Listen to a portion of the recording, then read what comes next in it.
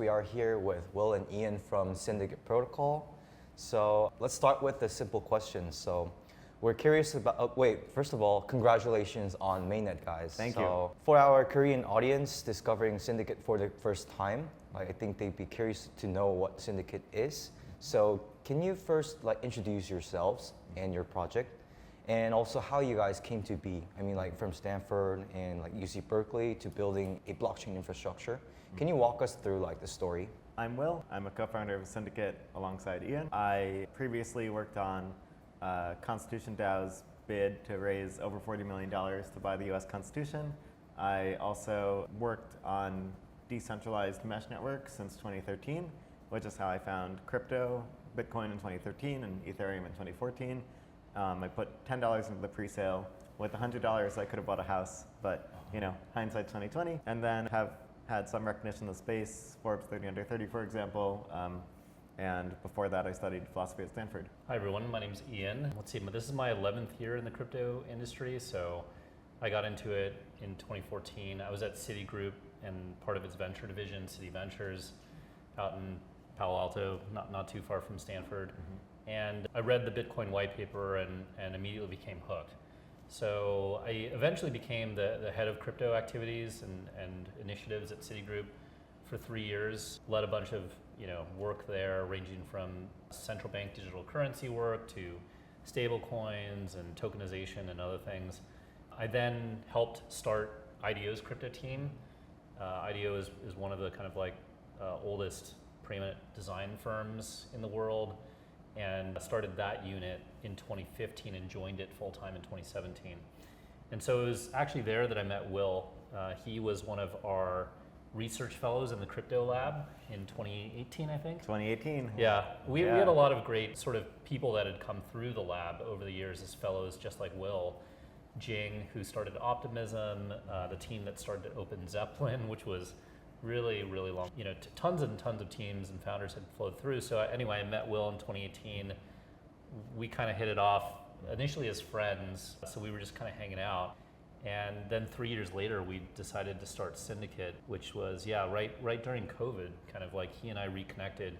Initially, we had done some research on decentralized social networks in 2018, and that sort of, in our view, led to this insight that DAOs as these social financial networks can be utilized in really powerful ways, and that's why we started Syndicate at the beginning of 2021.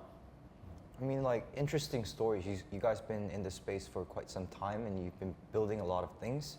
So that comes to the next question. You just mentioned that you guys started out as a DAO tooling, but then pivoted into smart sequencers. Mm-hmm. So what gave you the idea that the community should actually own the sequencing layer instead of just DAO tooling? Yeah, so we knew that much of the world would move on-chain. We just didn't know when, and we didn't know what form it would take. In 2018, when we started thinking about this, NFTs were barely a thing. The standard had just been developed. It was very, very early, and roll-ups were not really in existence. Layer 2s, layer 3s, as we know them today, were not in existence. And we were doing work on-chain, bringing more and more communities on-chain. So we brought a bunch of investment DAOs on-chain, a bunch of different communities, including code states, which we'll talk about. And all of these groups that launched on-chain, as soon as they started to hit scale, we saw their infrastructure immediately break. The off-chain side was always fine, but the on-chain side was really difficult. In 2021, some of these NFT mints or investment DAO contributions were costing $25 to $50 in gas, and we were like, oh, well, you just move to a more scalable blockchain, easy, right? So we were working with Nike, FWB, Decrypt Social Radio, and with Nike in particular, we're on Polygon. They were minting a few 100,000 NFTs, which in the Web 2 world is not very much, and in the Web 3 world is a lot. And gas on Polygon spiked to $1. And when we saw the gas spike to $1, we knew that communities needed to own their own infrastructure. And if they didn't own their own infrastructure, they wouldn't control their economies, all their fees would leak elsewhere, and they would be accountable to the decisions of parties that were not their own. So we started working on app chains, layer 2 or layer 3 Ethereum-based app chains over a year ago. Invested really deep R&D into how do we bring all of these decentralization insights from DAOs into the rollups themselves, and launched our token on 1 week ago. So a lot of those insights about what we need to do to decentralize rather than re-centralize are coming to life right now. You know, I don't think this was apparent to us when we first started Syndicate, quite frankly, but in retrospect, I think the main thing that we were actually trying to solve from the very beginning was always about full economic empowerment of communities, where they could take control of their own economy, take control of their own financial destiny by controlling initially smart contracts and protocols on Ethereum mainnet, but ultimately, as Will said, taking control of their own infrastructure, taking control and launching their own network, and by definition, to control the network and own it and own the economy that is powered by it, you have to take control of the sequencer. And we sort of saw that at the beginning of 2024 with the launch of some of these, chains. Probably the most notable one was when we helped design and launch Degen chain kind of in the spring of, I think, 2024. And that one had an interesting story, but really kind of what we learned was that the technology stack and the provider stack was extremely centralized. And in order for these networks that fundamentally wanted to be owned by their tokenized community, the only way for that to actually work was to decentralize the sequencer effectively. So that's when we started, this R&D effort kind of in the middle of 2024. That ultimately led to the architecture and the design of what, our mainnet is now. And, that's what we've most recently shipped. Amazing. So that really resonates in my mind, because I also, when I first came into crypto, I came in by reading Chris Dixon's Read, Write, Own.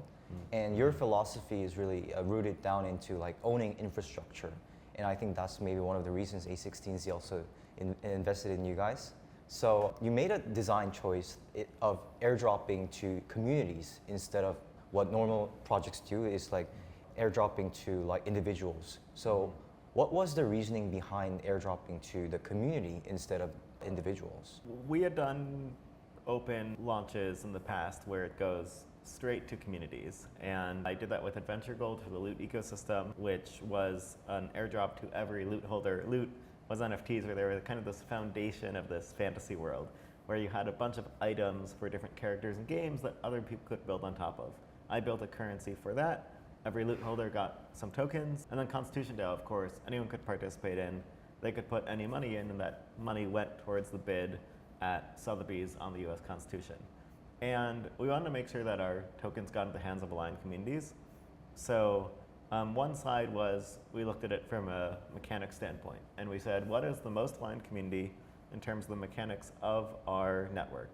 And the answer was the Aerodrome community, which we'll talk about in a bit, which has a staking design that's very similar to our tokens' staking design. And the other side of it was, okay, how do we reach the community members who will be best contributors?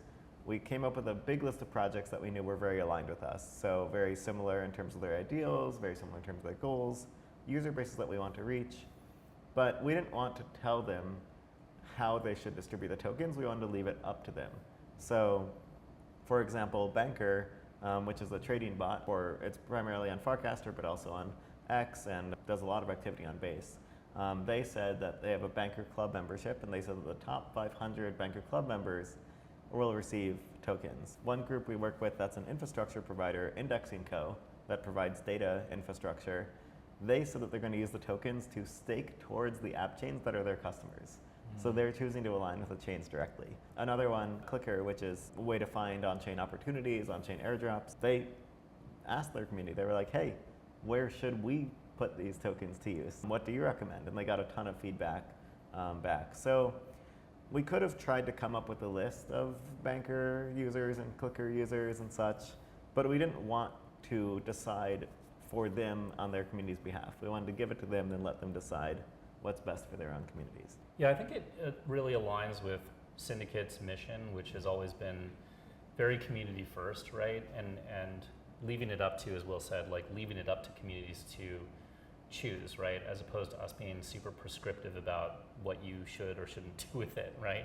And we have had a number of communities that have chosen to, do really creative things, as Will said. A couple other ones are like Talent Protocol that today I think just launched it to a bunch of top developers in the base ecosystem. Also, Arbitrum DAO is now debating it in their governance forum with their community about what to do with it. They saw the airdrop in their wallet and they were like, what do we do? It's like, let's start talking about this. And now we're participating. It's very organic, very ground up, very grassroots. Which is really cool. And so you can't like really manufacture that if you airdrop it to their end communities, right? Like each of these things is unique and distinct to their respective community, and so that was like our hope when we were designing the airdrop, and I think from that perspective it's kind of played out in the way that we had hoped, which is like really these creative, unique, distinctive things that are tailored to the particular communities that receive the airdrop. So we're excited to see more of that. Yeah. Especially because you guys like airdrop to like more than 100 communities. Like that's a lot. And you guys can't tailor to satisfy all of them with your own design, so you choose to delegate to all of them, which I think they were quite satisfied with, and it was a successful launch.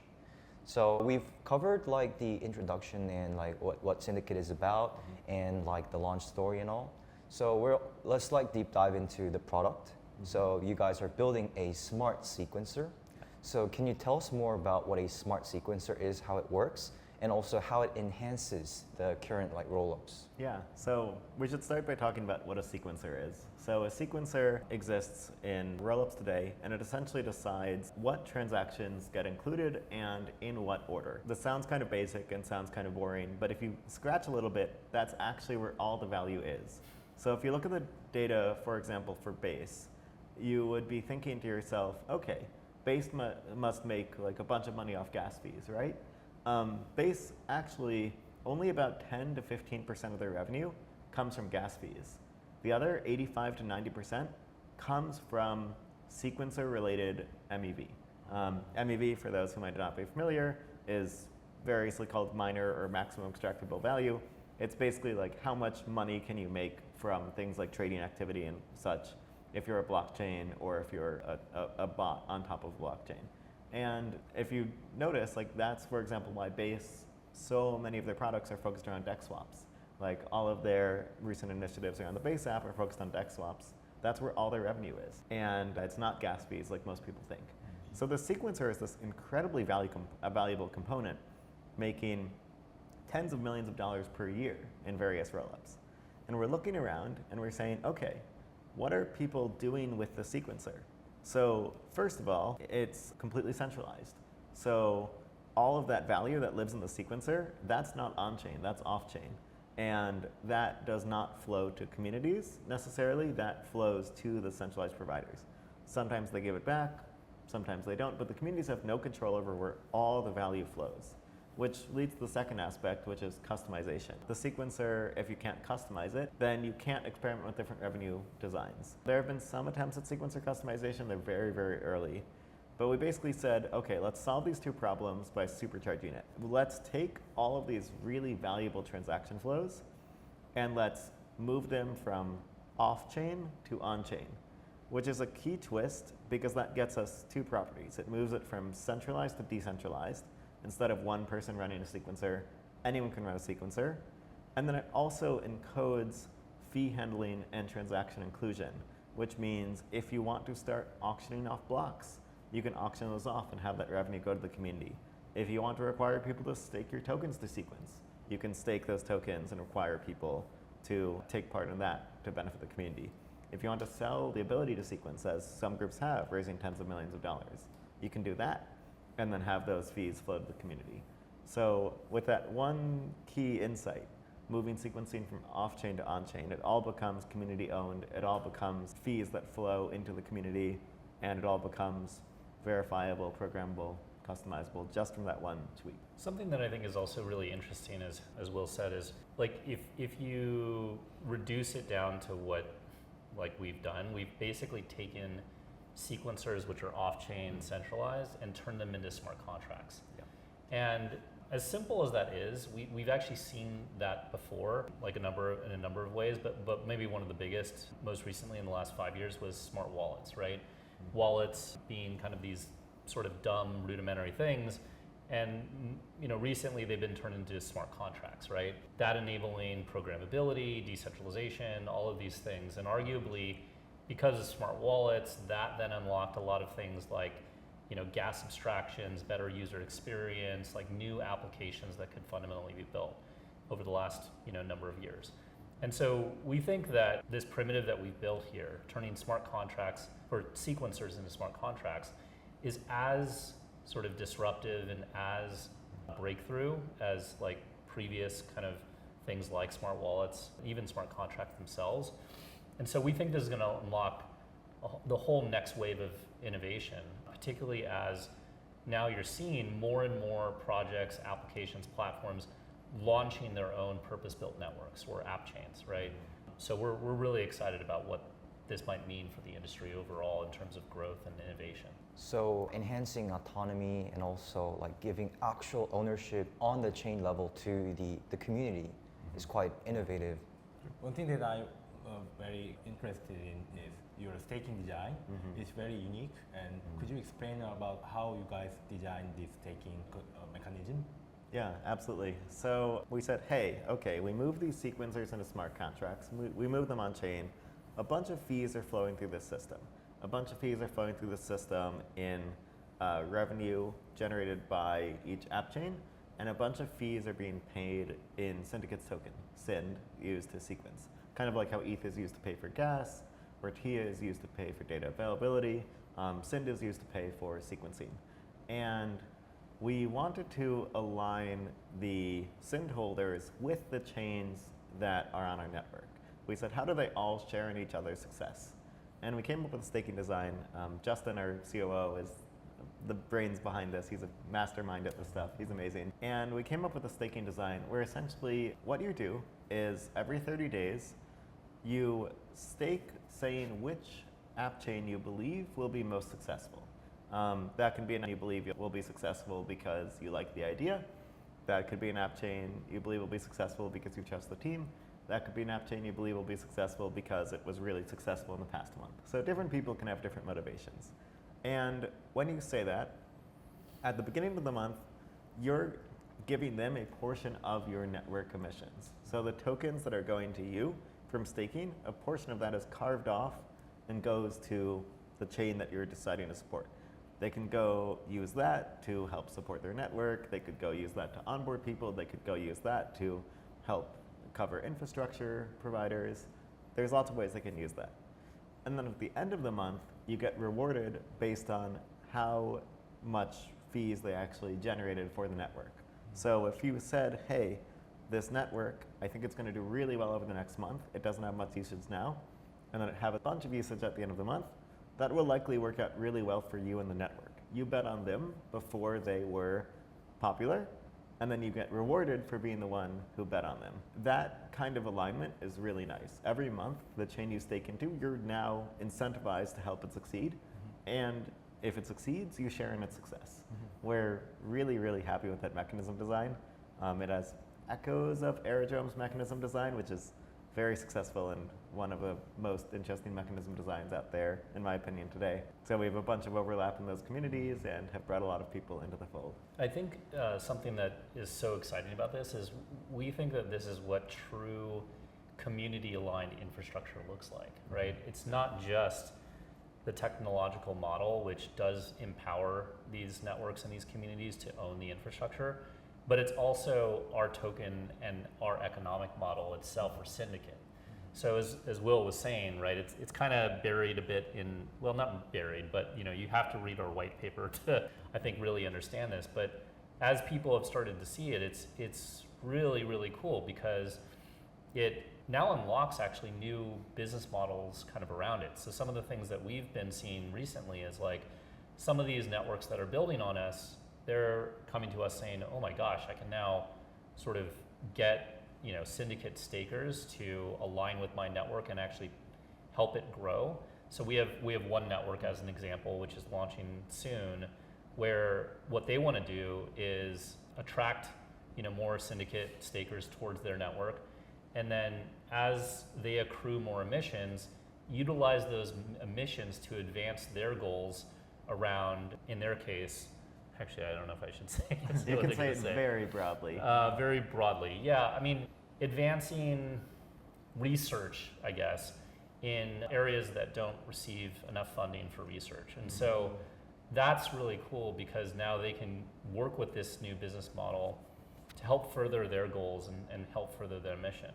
Will also mentioned Indexing Co., which is really cool. I mean, it's an infrastructure provider that's now taking Synd and then staking towards networks that are on Syndicate that also utilize their infrastructure. So for them, right, they're kind of a more traditional, software business model, right? But this for them unlocks kind of a new business model for them where they can stake towards their customers, benefit from or receive, like share in their growth, but also like send emissions their way too. So it's really, really cool. And I think that this is just the tip of the iceberg in terms of what we're gonna see. But already we're seeing kind of both infrastructure teams as well as kind of these partner networks thinking really creatively about what to do with this thing. So for people who like comparisons, maybe they can think of it as like a BitTensor subnet, but much more scalable, flexible, and community aligned, I guess. Yeah. A few people made analogies to BitTensor. I think BitTensor is a good analogy. Aerodrome is a good analogy. Anything where you share in the success of a network, that's the core design, and there are some very good mechanism designs to that in the space. So we're happy to contribute a model that we think will be quite interesting to see it play out.